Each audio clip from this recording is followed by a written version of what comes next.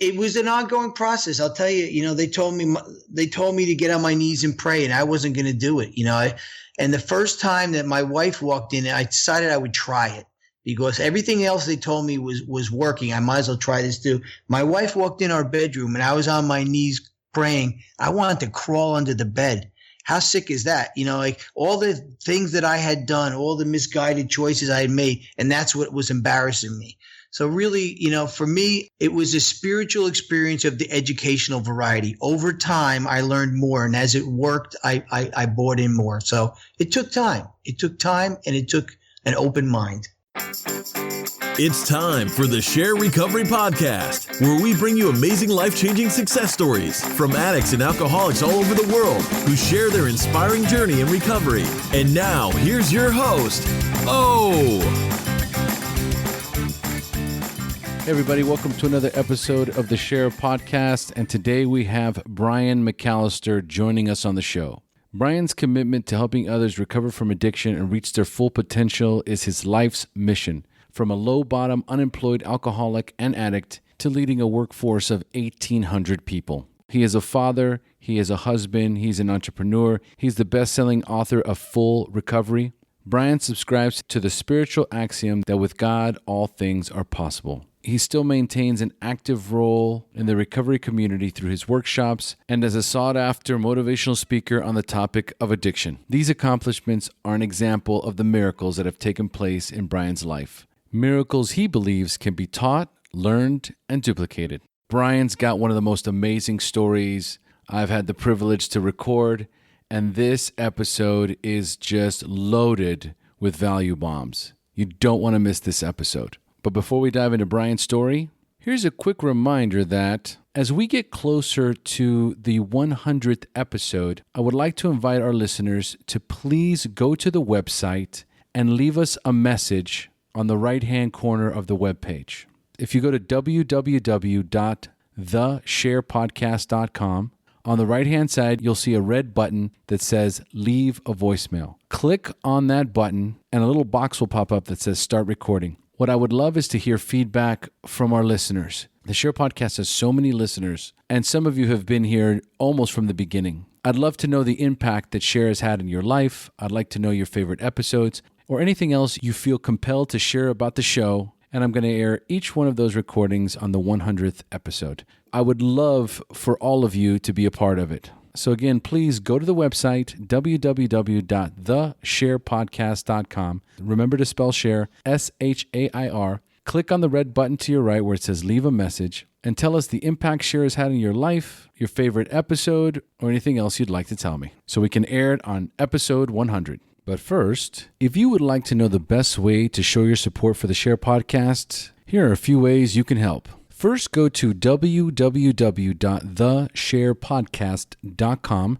and there you can sign up for our free newsletter, which will let you know every time a new episode of the SHAIR Podcast comes out. You can leave us a 5-star rating and review on iTunes or Stitcher Radio. If you would like to know other places that you can listen to the SHAIR Podcast, you can listen to us on iTunes, SoundCloud, Stitcher Radio, iHeartRadio, and YouTube. If you would like to donate to the SHAIR Podcast, you can do so via PayPal, or you can support us on Patreon. We have a thriving Facebook group that grows daily and has massive participation. Again, it's a private group, so if you would like to discuss recovery, share your experience, strength, and hope, help others, or lean on others for support, be sure to join the Facebook private group. And all of this information can be found on the website. So go to the website, and there you will find all the information that you need to help support the show. So now a quick message from our sponsors, and on to the show. Sober Nation is the largest online recovery community and treatment resource center. They provide treatment resources to those struggling with addiction, as well as to the family members who are caught in the crossfire. On top of that, Sober Nation is a huge community of good people who share their experience with each other. They have informative content, recovery and addiction news, as well as an entire clothing line which helps expand the culture of recovery. They can easily be found at www.sobernation.com. Sober Nation is putting recovery on the map. Hey, Brian, thanks for joining us. Thanks for having me, yo. Looking forward to it all week. All right, man. This is exciting. How you feeling today? I'm feeling excellent. If I had it any better, I wouldn't know what to do with it. I got a buddy of mine that used to say, if I was doing any better, I'd be twins. Yeah, there you go. That's how it works. Better than I deserve. How do you like that? Ditto. All right. Well, folks, today we have Brian McAlister joining us on the SHAIR Podcast. And Brian is a best-selling author, motivational speaker, and the founder of Full Recovery Wellness Center in New Jersey. Brian is dedicated to helping recovering people achieve spiritual, personal, and financial empowerment. Did I get that about right? That's correct. That's it. I'm an alcoholic and an addict. I like more, so we might as well go for it all, That's it. Ditto again. All right. So you ready to get started? Absolutely. Okay, so let's do this. All right, so first of all, Brian, just take us through your normal daily routine, including recovery. Well, first it's a habit I got into very early on. Once I got past the God issue and the higher power issue, I made it a daily discipline to pray before I even get out of bed in the morning. Before my feet hit the floor, I try to get centered because I find out that when I don't do that, my day usually starts off in a hectic way. And if I can get centered before my feet hit the floor, I'm doing pretty good. So, I pray, I get ready, I do my morning meditation, and, I learn to eat. What a concept, a little breakfast, and all these things that most people come by normally, I had to learn at the age of 33 years old.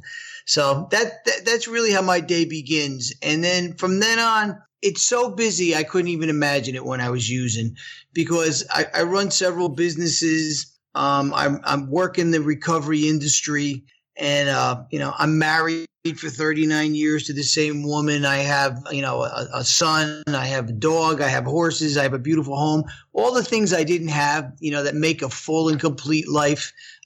That's pretty much my day. Every day I try to be of service, and the more I give, the more I receive. It's funny. I used to think if I wanted more, I had to take more. Now I realize that if I want more, I have to give more. So that's it. And I belong to a 12-step program, and still after 26 years of, continuous recovery and sobriety, I still try to hit a meeting at least 5 times a week. So I have a full overflowing, abundant life. Dude, you're telling me you still hit 5 meetings a week with your schedule? Absolutely. And it's cool because I travel a lot. So I get to meet a lot of people in different areas and, different traditions in different groups, you understand. But, everybody at their core, we're all trying for the same thing, a sober life and a quality recovery. I'll tell you, one of my dreams is to be able to do that. I interview a lot of people, a lot of them all over the United States, some of them globally. And, one of my dreams is to be able to go out and visit some of the people that I interview, and even do an interview live, you know what I mean, where they're at. Sure. And then be able to go to their meetings and check out how, their meetings are and jive with their fellowship. That would be just amazing. Yeah, well, you got a friend in Jersey now, so when you get up this way, look me up. Oh, man, I would love nothing more than go to meetings in New Jersey, because the people in New Jersey, New York, that kind of environment, Boston, super animated, super intense. I bet the meetings are just supercharged. Absolutely. You would be disappointed, I can tell you that. So you're telling me you got 26 years. So when is your actual clean date, your anniversary date? And August 2nd, 1990. Yeah, amazing.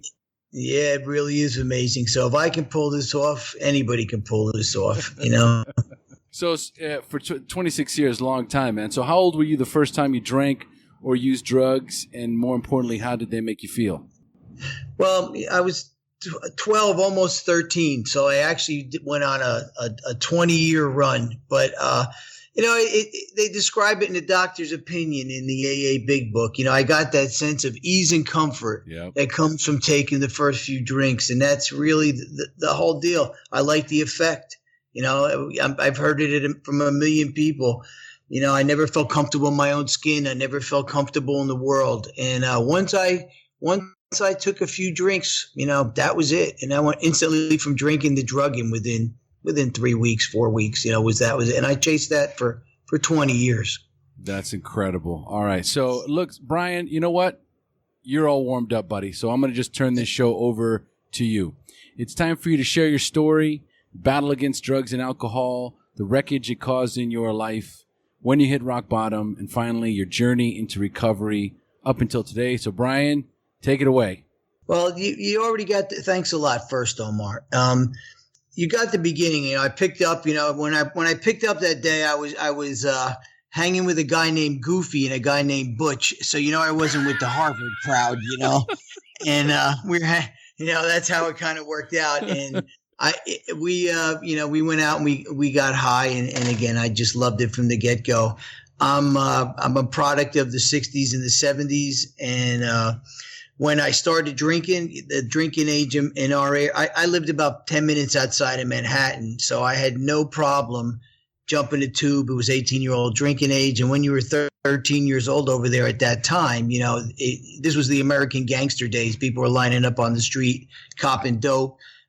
Nobody carded anybody. I started drinking on a daily basis almost from the beginning. By the time I was 13, 14 years old, I was a daily drinker and a daily drugger.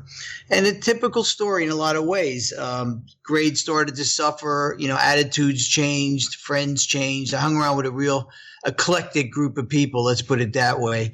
And, one thing we all shared, whether they were a jock, whether they're smart, whatever, is we all shared that we liked to drink. My family life was kind of a strange life. I knew my family was different than a lot of people in my neighborhood.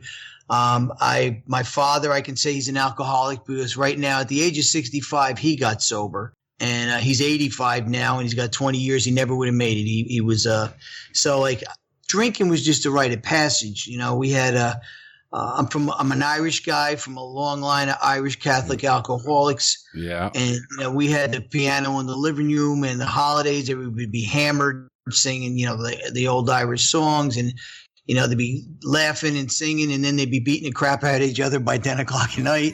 then they'd be hugging and kissing and crying by 2.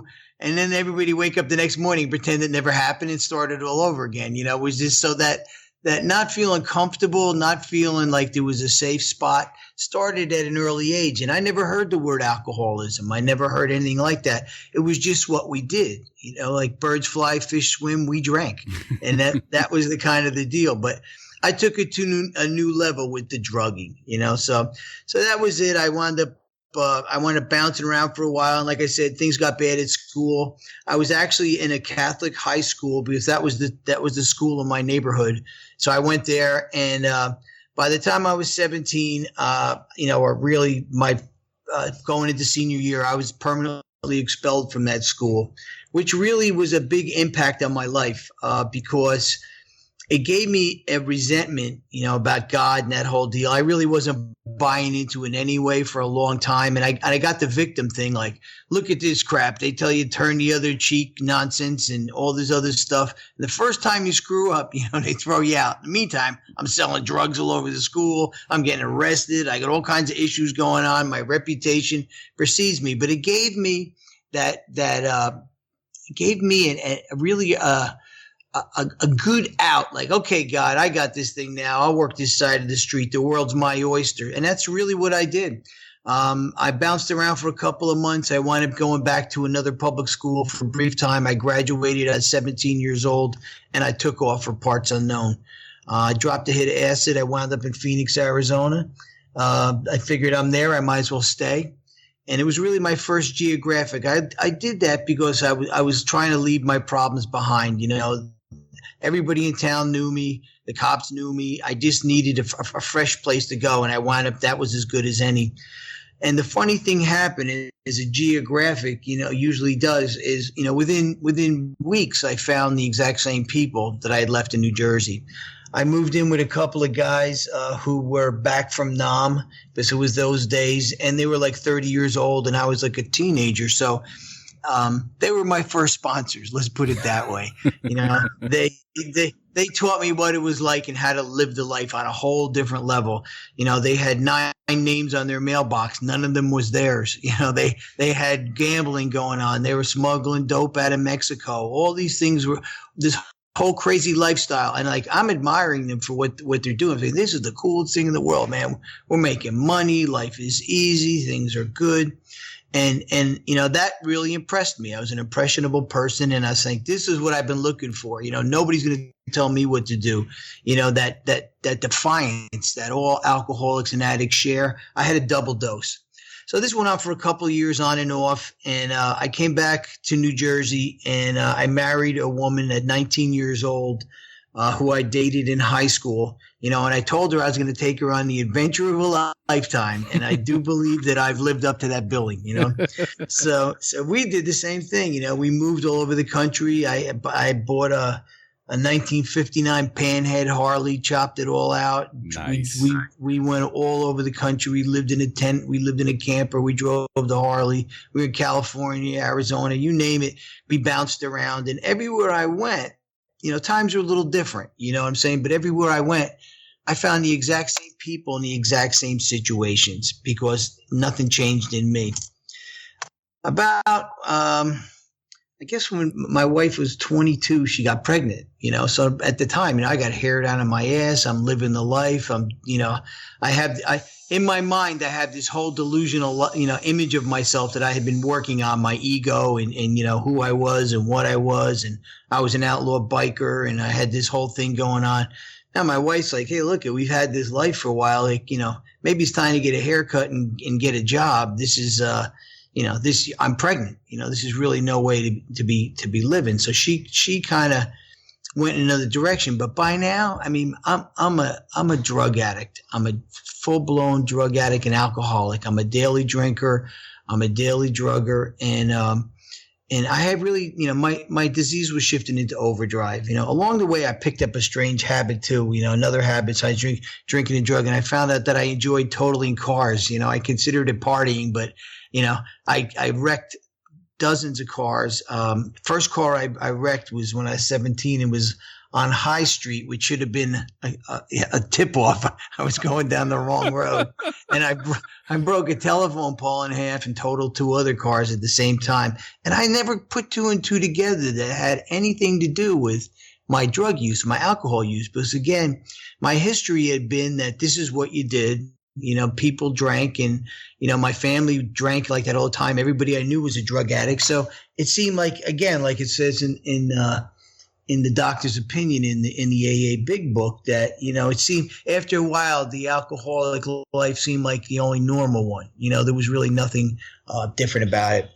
So, things went from the typical story. It's a progressive terminal illness, and I had it big time. And, the time came, my son was about 2 years old. My wife and I were living in Phoenix at the time. And by now I'm living in a full blown cocaine psychosis, and I'm doing everything I possibly can, on top of that. And I'm parking my Harley in the living room. I'm driving it through the front door, and I'm arguing with my wife that she's a stiff. Don't you understand? This is the most expensive thing we own. We got to protect it. Just total maniac stuff. And she finally had enough, and she tried pleading, arguing, begging, all the things that people, family members do when they see us destroying ourselves. And finally she had enough, and I had a decision to make. Was I going to, change my life, clean up my act, try to be the husband and the father I'm supposed to be, or was I going to do what I typically did, which was split, and stay a drug addict and an alcoholic? And that's what I decided to do. I gave my wife and my son, that I'm going back to New Jersey. If things work out well, I'll send for you, that whole routine. And I went out with a couple of friends on the bike for the last time. And I got separated from them out in the desert, about 40 miles out away from anything outside of Phoenix. And I was hammered, and I had a severe motorcycle accident. I drove my bike off a cliff. I was down at the bottom of this ravine. I was coyote bait. I was unconscious. I was in the desert. Nobody knew where I was. This is pre-cell phone days and everything. But I was out like a light, and I was in bad shape. A tourist, from what I understand, because I never met the person, but I heard this from the cops, from Minnesota that was traveling through found me. They pulled off on a frontage road to take a leak or something, and they looked down there and they found me, and they drove a couple of miles to a payphone, called the troopers.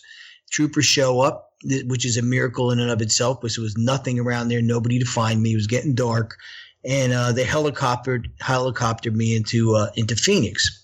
So here I am. I have a broken back. I have multiple compound fractures in my fibula and tibia. Broken bones. 380 stitches I took in my head. I have a swollen brain. I got a brain injury. You name it, I broke it. Yeah. And, I get to the hospital. So, number one, the first miracle, I didn't realize miracles were happening in my life, but they were. First miracle, somebody found me. Second miracle, so I get there and I'm starting to wake up. I'm coming out of it. So now I'm drunk. I'm in shock. I'm out of my mind anyway. I'm screaming, yelling, acting like a moron.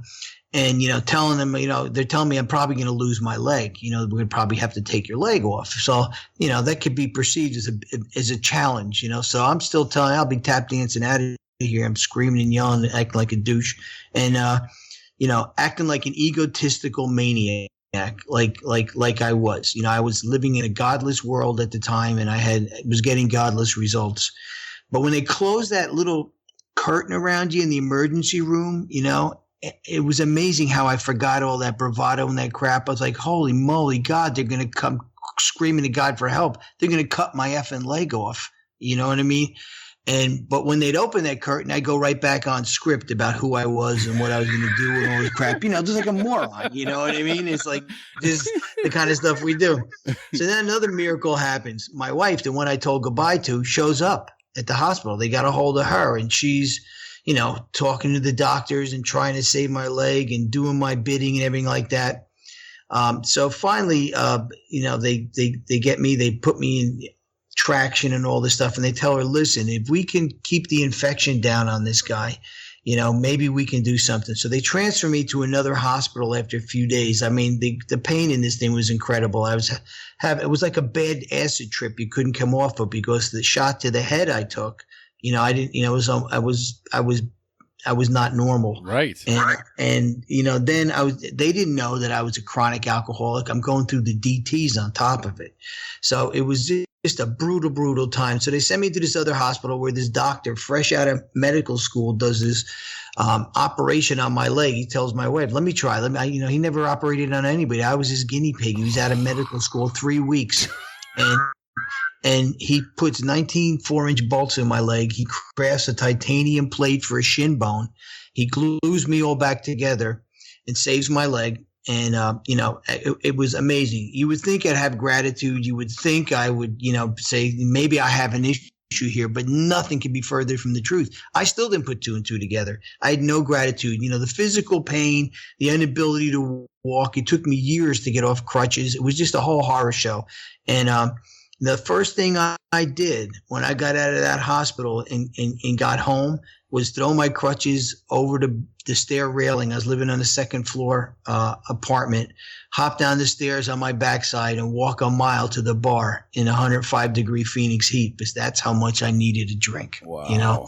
That's the kind of alcoholic.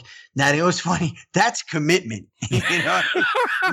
Most people are not able to muster that type of focus, but that's the kind of commitment as an alcoholic and an addict we are capable of mustering. So, I didn't realize at the time that was a gift. I was misusing my gift, but it is a gift, because most folks cannot pull together. I was willing to bet my health, my family, my money, my freedom, and even my life on my lifestyle. Most folks cannot pull that off, but we sure can.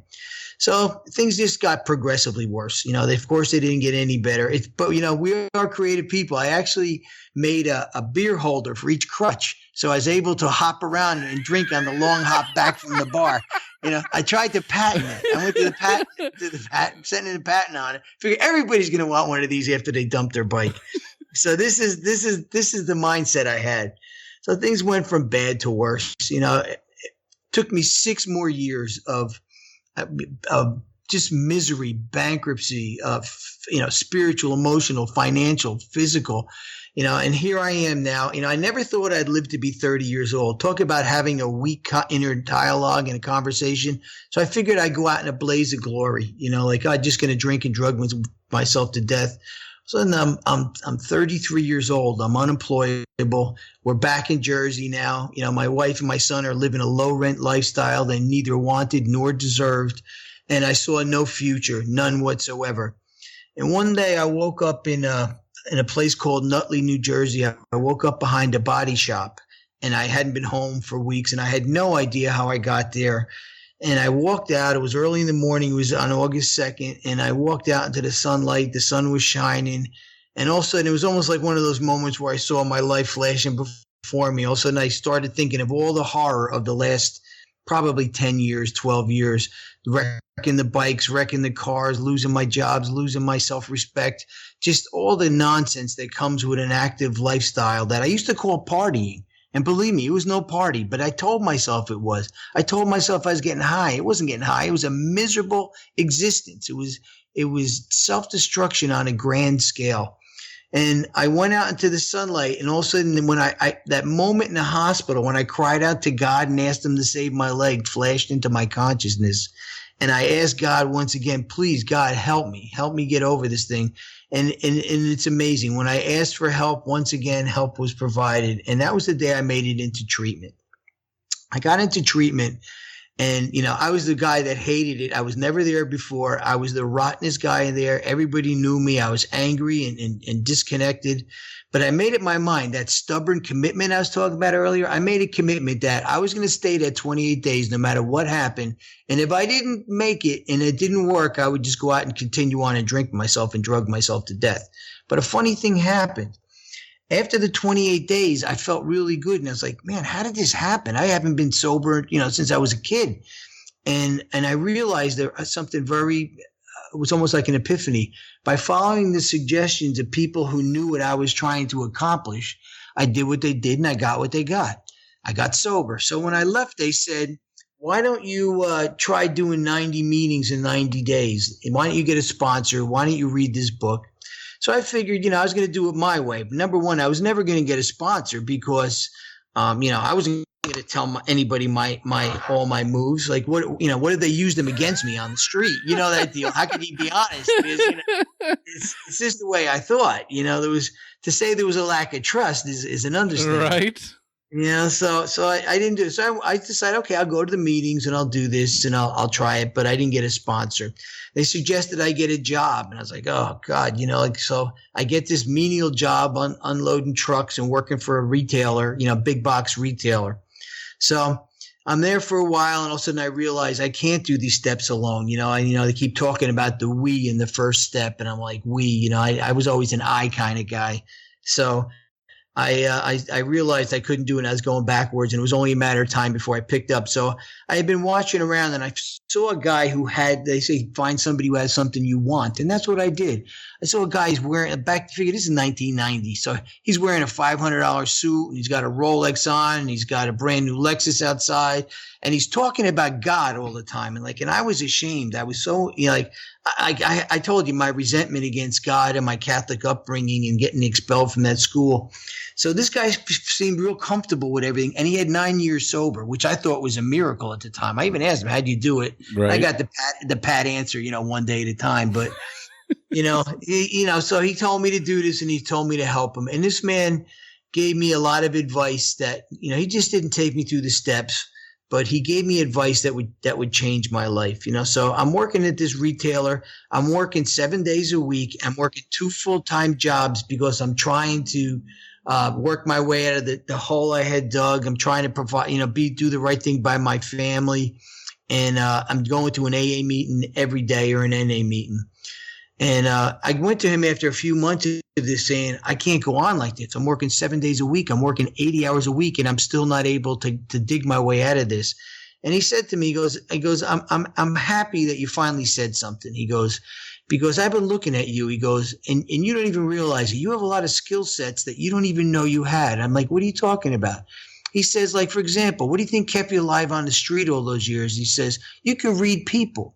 I said, what do you mean? He goes, you can walk in a room. He goes, I watch you. In about 5 seconds, you got the room sized up. I can trust this one. I better keep an eye on her over there. This guy behind me needs a punch in the face. He goes, you kind of got, he goes, you got that. He goes, they don't teach that at the Harvard Business School. He goes, either you have that or you don't, and then he went on to tell me things about loyalty and commitment and the power of focus. Think how focused as alcoholics and addicts we are. Again, what we're willing to risk, what commitment. He says, you don't realize it, but you have some faith. I said, what do you mean faith? He goes, you do have faith.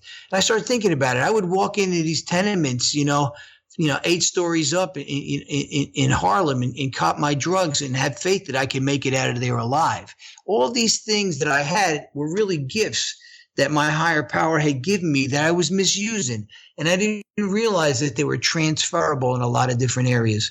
So the guy told me all this stuff, and he says, if you put your mind to anything, he goes, you always had goals. You bought a Harley, you traveled the country, you copped your drugs. Maybe some of your goals were misguided, but you had goals in your life and you never even realized it. So I pondered what he said and I started realizing it. So I started writing some goals. I write goals. I decided, he says, some of your biggest character defects can be your greatest assets when you focus them. So I said, well, what's my biggest character defect? And I said, well, I like more. I like more of everything. Too much of everything was never enough for me.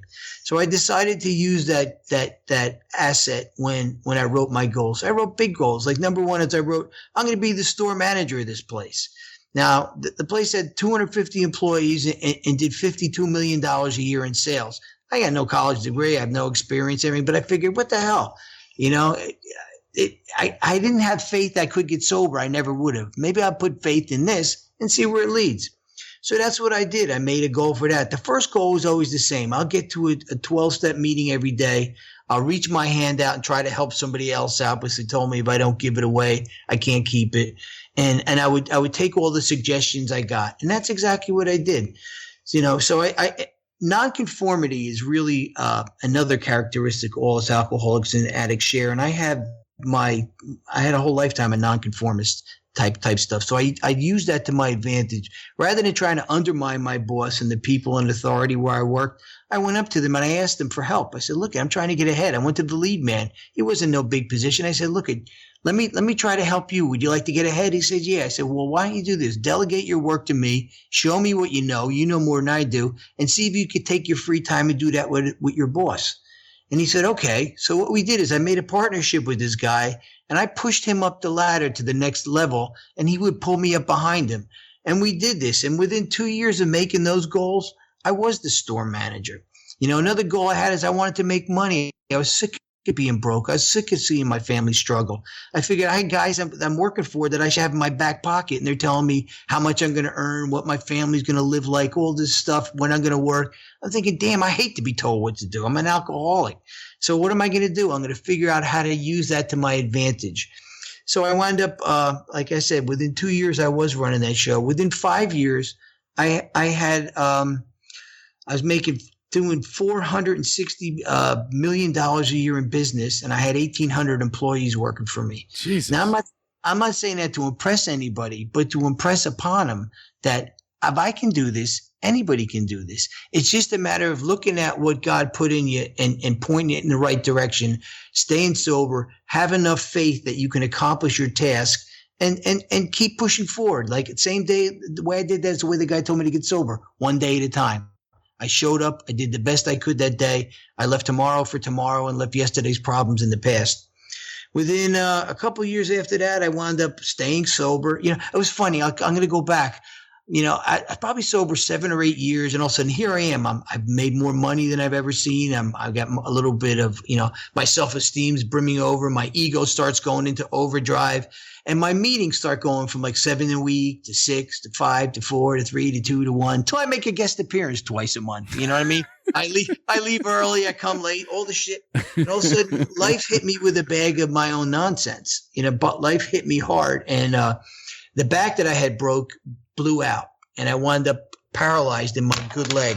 I wound up in bed for almost 8 months. The job that I had, I wound up with problems with them. All kinds of things sort of collapsed, and I had faded away from my 12-step friends and my 12-step lifestyle. And I came very close to picking up because I had taken over. I found that I'm a lousy higher power even from myself, So I had separated. So when I finally got up and I got back, I made in my mind back then that I was never going to go through this again. I was never going to fade away. I was never going to feel like that again, that I was alone and godless again. And I've been going to AA and NA ever since then. So what I wound up doing was I realized I learned a lot when on my corporate climb, and I decided I'd like to change direction. I went into business for myself. I became an entrepreneur. I started several small businesses, which were very successful, and I enjoyed them all. And it's funny because being a nonconformist and a defiant alcoholic and addict, the more people told me, "What do you can't be an investor, a real estate investor. You don't know, you can't risk that kind of money. What do you know about that? You can't be I own the construction company. You can't do that. What do you know about construction? Over and over. And the more people told me that, of course, the more I was like, the same reason I stayed drunk and stoned all those years was people tell me not to do it. So of course I went and did it. So the more people did that, the more I moved forward in these businesses and in my financial state. After several years of that, I got out of bed. My sister died of a heroin overdose. When the economy was collapsing back in like 2007, here I am now. I worked my way up into a very comfortable life. I'm well grounded in my 12-step program. I'm still married to the love of my life, that woman who I was going to walk out the door. My son is going to college. He's the first person in my family to graduate from college. All these good things are happening. And one day I watch, on the news, everything just collapsed. And I own, tons of property right now. All the stock market empties. And then I started laughing with something. Who ever think a guy like me to be worried about, mortgages and stocks and stuff like that? It's certainly not in my history, So I started to laugh, I was like, and then I got a call that an associate of mine in business died, and then my sister died. And I sat back and I started, what I learned in recovery is to ask myself better questions. I used to ask myself weak questions like, why is this happening to me? How come I never get a break? Who thought this guy would be a good boss? How come I can't afford to pay my bills? And in recovery, by doing, the steps and looking at my life, I learned to ask more empowering questions like, what am I supposed to be learning from this? Which direction am I supposed to be heading? What lesson is my higher power teaching me about this? So rather than get freaked out when I saw all this happening, and I asked myself a better question, and the question was this: if it was my turn today, if instead of my friend and my sister died, what if I die? What regrets would I take into eternity with me? And I started to laugh as I said, I think I've regret not telling people how I pulled it off, how this incredible journey has taken me. And I said, well, how would you do that? Well, I would do that. I would like to, I'd have to write it down in some type of a form, like a book. So then the whole thing started with that. Well, I don't know anything about writing a book. I can't type. I have none of these skills. But then I thought about it. I didn't know how to get sober at one time. Heck, I didn't know how to use a toilet at one time. But with a little coaching, and the ability to stick with it, I figured it out. And everybody else in your audience right now did too. So I didn't let that stop me. And I went out there and I wrote a line in a book. And I stuck to it. And of course, the more people told me, you'll never get it published. Nobody will ever buy it. What makes you think you could do it? The more I stuck with it. Make a long story short, I wrote a #1 bestseller on Amazon. And then when that happened, people start calling me up because the book isn't just about me. It's really a program of action. How do you practice the principles in all your affairs? How do you practice them in your relationships, in your finances, in your career, in your spirituality? It's that type of a book. So, it's got a lot of stories about different people that I know and I've been blessed to meet along the way. And it talks about that, but it's also got a component to it that gives really in-depth instruction for people, the right questions for them to ask themselves and how they can get there too. So it's not just a feel-good book. When you're done, you'll have a plan of action. You'll have a new course in your life, and you'll have the skill set needed to turn it into reality. But it's without action. And I learned that in the steps too. Without it's a program of action, they told me. And that's transferable in everything in my life. So from that book, I wound up running into a friend of mine from high school. He had read the book and he was sober too. and we hadn't seen each other in 30 years. And he became wildly successful on Wall Street. He came from nothing, and he wound up riding the Wall Street boom. And when it all collapsed, he wound up, almost drinking and drugging himself to death. And we sat down over a steak sandwich and talked about our lives. His sister had died, just like mine had died. So our lives had paralleled each other in many ways. And we decided we'd like to see what we could do about helping other folks not go down the same road. So we wound up opening the Full Recovery Wellness Center, a treatment center. And what we do there is try to pass along what we've learned and some of the blessings, because we've both been blessed to not just stay sober, but to have a full and abundant life. And that's really what it's all about for me today is how can I be of service? Who can I help? What plan does my higher power have for me today? And getting sober and living this lifestyle has really helped me to become almost fearless, because I know at a gut level that I'm never alone, that my higher power is closer to my breath and guiding my steps. And that's how I talk to myself, instead of talking to myself like I'm not good enough, I'm not smart enough, I'll never get out of debt, all the ways I used to.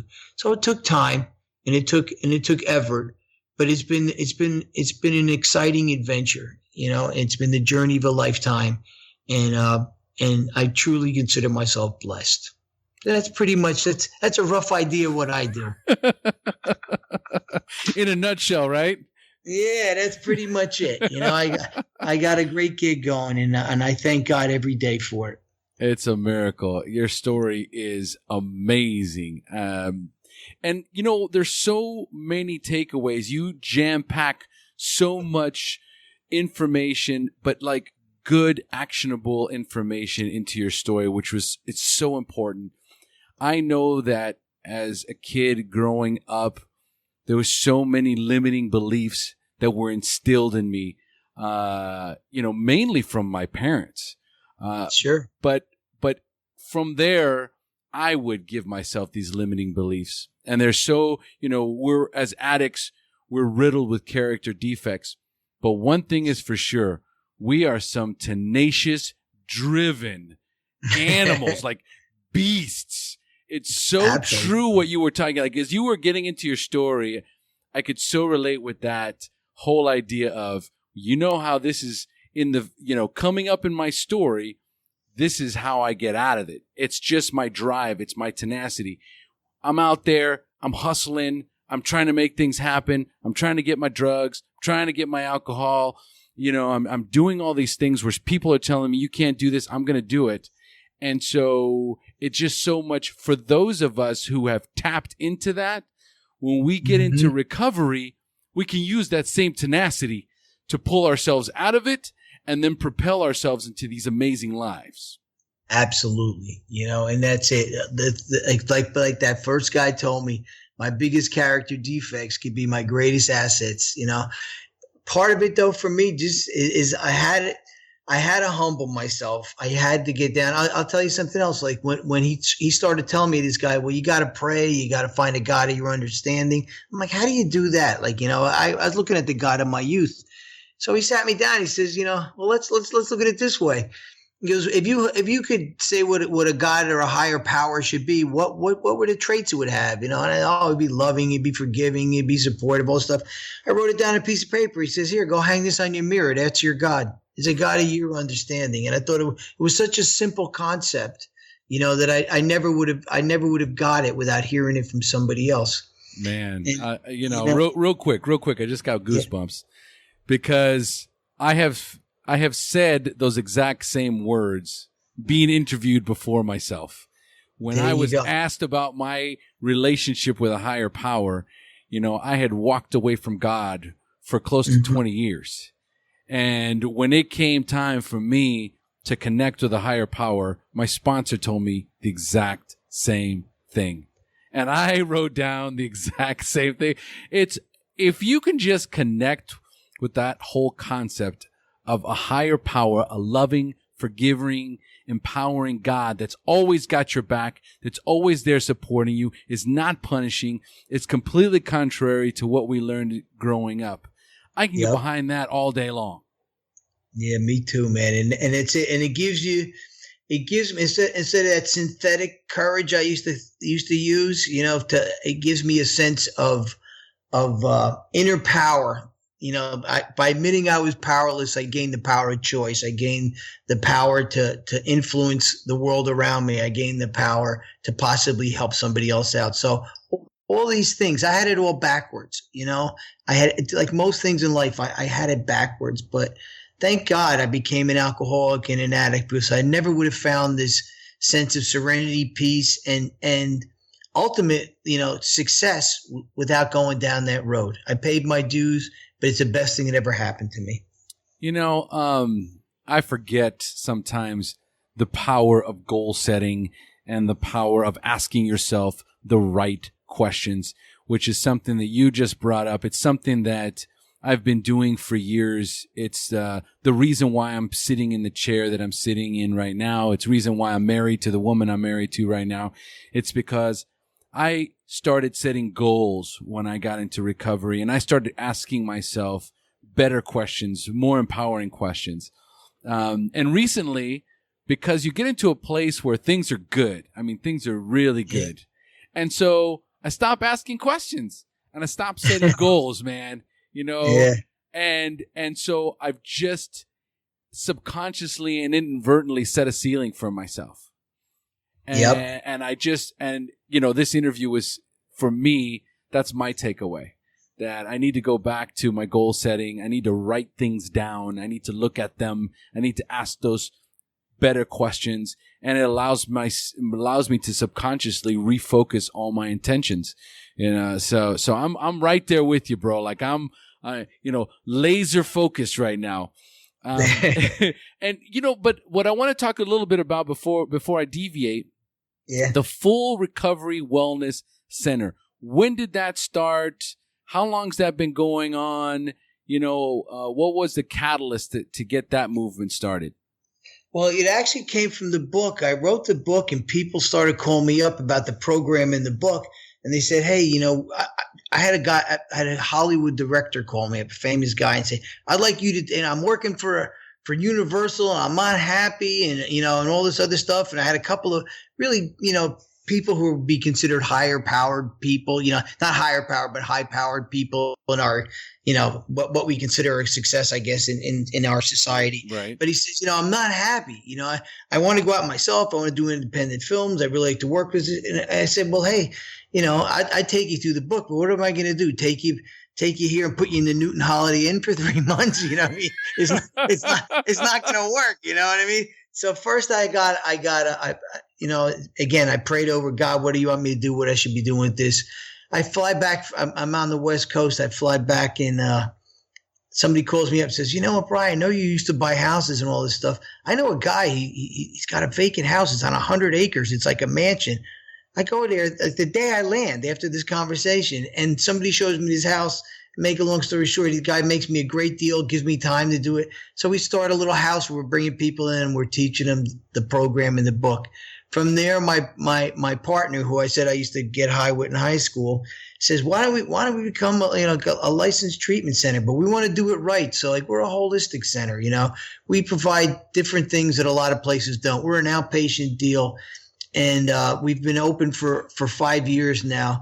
But anything you would get at like a high-end facility, you would get there. Like we treat people, a lot of addicts and alcoholics have PTSD, so we give them EMDR for treatment for that. We do hypnosis. We do a lot of different things that typically you wouldn't get when you go to an outpatient treatment facility, an IOP or something like that. So we try to give people ways of dealing. Like here, like I told you, I've taken a terrific beating. I'm still paying for it. I've had several surgeries on the one leg, and I told you some of my history. I take no painkillers. I've learned different ways of dealing with pain that are holistic, and meditation, prayer. Hey, here's an example. Now that I don't drink or drug, I have enough money for a hot tub, so I can sit in the hot water at night. You know what I mean? Because I'm not giving all my money to the man. So 100% true.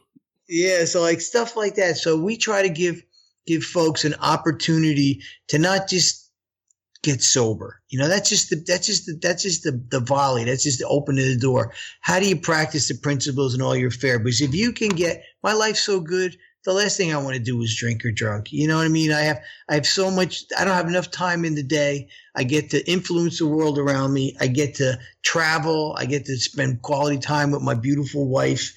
And I have so many things going on right now, but I had to substitute something for that. In the beginning, I had to take it on faith that it would happen. You know what I mean? And think about the word faith. I'm not even talking about religious faith. Faith just means to expect. You expect something to happen. I had to train my mind over time to start expecting better things to happen. Nice. And whatever I direct my focus towards becomes my reality eventually. Man, I love it. Absolutely. I'm actually writing all this shit down. And it's like, hey, I feel like I'm at a seminar. Yeah, there you go. I should send you a book. I'll send you a book when we get done. You have to give me your address. I'll get it out to you. You know? That's right after this interview. I'm sending it.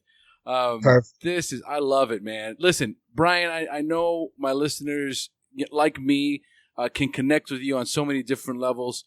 Please tell our listeners how they can find you, how they can reach out to you, the name of your book, all of it. Sure.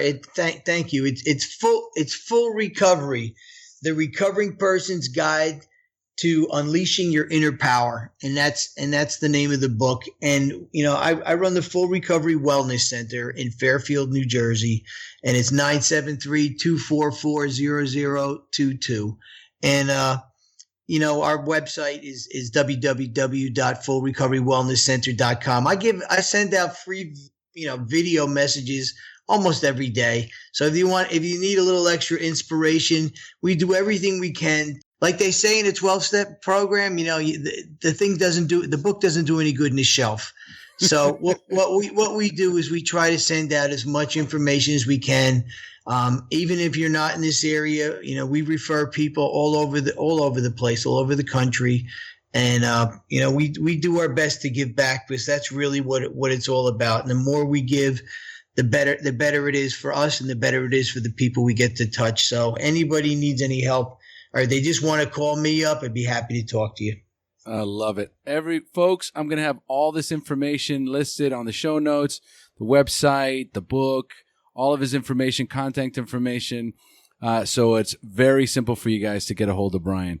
Wow, Brian. I mean, listen, we could go on and on for days because I'm just loving this interview, my brother. Well, thanks. It's been great. But we're going to start to wind down now. And the way I like to do that is to close for the newcomers. So I'm going to ask you a few questions about your early recovery, and I want you to respond with insightful and inspiring answers you can share with our newcomers. Are you ready? I'm ready. All right, let's do this. Number 1, initially, what was keeping you from getting clean or staying clean when you first got introduced to recovery? My outdated and misguided habits of thought and action. I had more habits than just drugs and alcohol. I had a habit of the way I communicated with myself and the world around me. And I had to let go absolutely and open my mind to a new level of possibility or it never would have happened. Beautiful. I love it. And number 2, at what point did you have that spiritual awakening, that aha moment in recovery when you accepted that you were powerless over drugs and alcohol, but for the first time had developed the hope that you could recover? It happened when I left treatment because I was amazed that I actually had 28 days sober. It was an ongoing process. I'll tell you, they told me to get on my knees and pray, and I wasn't going to do it. And the first time that my wife walked in, I decided I would try it because everything else they told me was working. I might as well try this too. My wife walked in our bedroom, and I was on my knees praying. I wanted to crawl under the bed. How sick is that? Like all the things that I had done, all the misguided choices I had made, and that's what was embarrassing me. So really, for me, it was a spiritual experience of the educational variety. Over time, I learned more, and as it worked, I bought in more. So it took time. It took time, and it took an open mind. Man, I never had anybody walk in on me when I was on my knees praying, but I remember, man, so early on in recovery, I spent a lot of time on my knees, man. And it wasn't just, first of all, my sponsor told me, you go home, Well, you get up in the morning, you get on your knees, you pray, you ask God, to help you stay clean just for the day.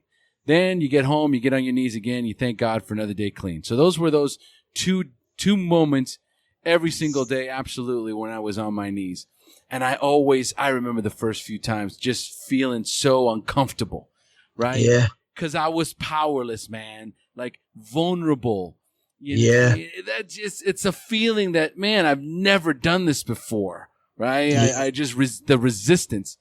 And I'll tell you what, once I caught hold of this, there would be moments where my days would be just falling apart, unraveling. I'd go to the bathroom, close the stall, get on my knees, be like, God help me, God help me, God help me, God help me. I remember these like it was yesterday, man, or just, crying, like not being able to stop crying, and then going in the bathroom, putting a towel on my face so I wouldn't hear myself crying. It brought me back to those moments where it's so embarrassing, right? In the beginning. And then you realize it's so liberating. Absolutely. It's empowering. The paradox, through admitting you're powerless, you get the power of choice, you get the power of fearlessness, you get all these and the power of being sober. It's amazing how it works. I'd like to share something real quick. You're talking about when you really realized it worked. For the first couple of years I was in recovery, every time I was at a meeting and I heard somebody that was lucky enough to come back in, I'd wait for them after the meeting and say, what was the last thing you thought of before you picked up? And, usually they'd start out with an excuse or something like, well, my wife broke up with me, or my job ended, or this happened. And I would just keep asking the question. No, what, I get them to the point, well, what was the very last thing that went through your head before you put it in your mouth or stuck it in your arm or whatever your deal was? And to a person, they all gave me the same answer when I got down to it. And that answer was, F it. Fuck it. That's what they would tell me. I would go home at night and I'd get on my knees and say, oh God, don't ever let me get a case of them. What I mean? Whatever it is, anything but that. And whenever when I get angry, sometimes I would say a word like that or something like that. And then I'd be like, just kidding. You know what I mean? I don't ever want to get a case of the F-its, because when I get a case of the F-its, it's really F me, because that's what happens. I hurt myself. It's true. You get the, in my podcast, I say it, you get the case of the fuck-its, right? Yeah. There you go. I didn't know how foul you wanted to get, but, that's it. But that's in layman's terms, that's exactly what it is, and you really, there's nothing more powerful. There's nothing more humbling. There's nothing more connecting. When you're on your knees, you know exactly why you're there. You know exactly what you're doing. And it's impossible for you to think about or wander off anywhere else because you're in that moment.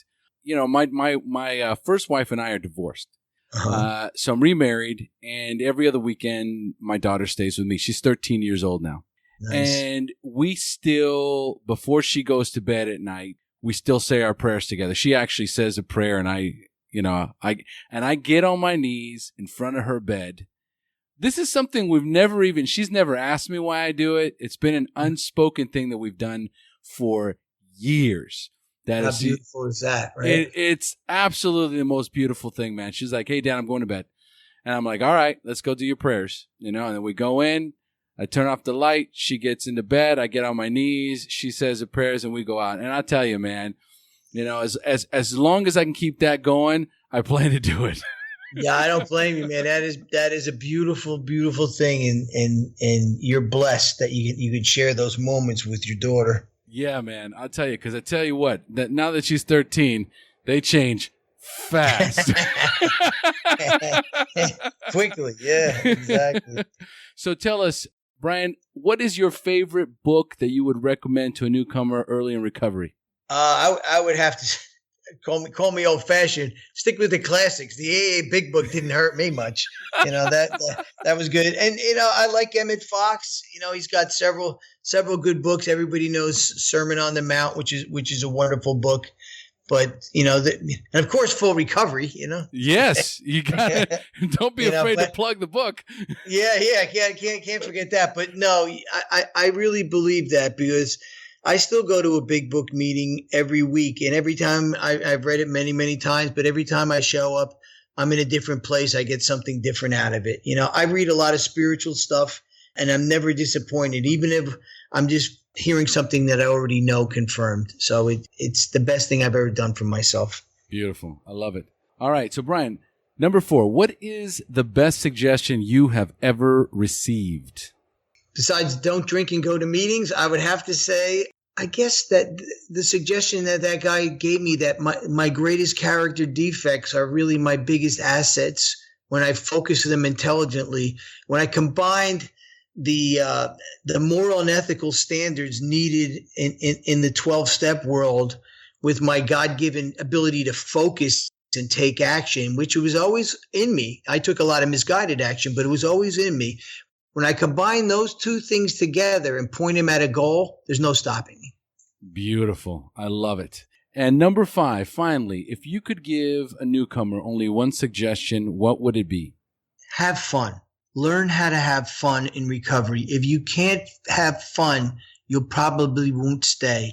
It takes some time to get your brains out of hock. It takes some time to figure out what you like to do, but that's an important component. You have to have people that you enjoy being with, and figure out what your God-given gifts are. We all have a purpose that the world is sorely in need of. When you figure that out, when you get in touch with that and you take daily steps towards achieving it, you'll know peace. You'll really know what life's the juice of life. And the last thing you want to do is dribble on yourself, sit in the corner and drift away like I used to do.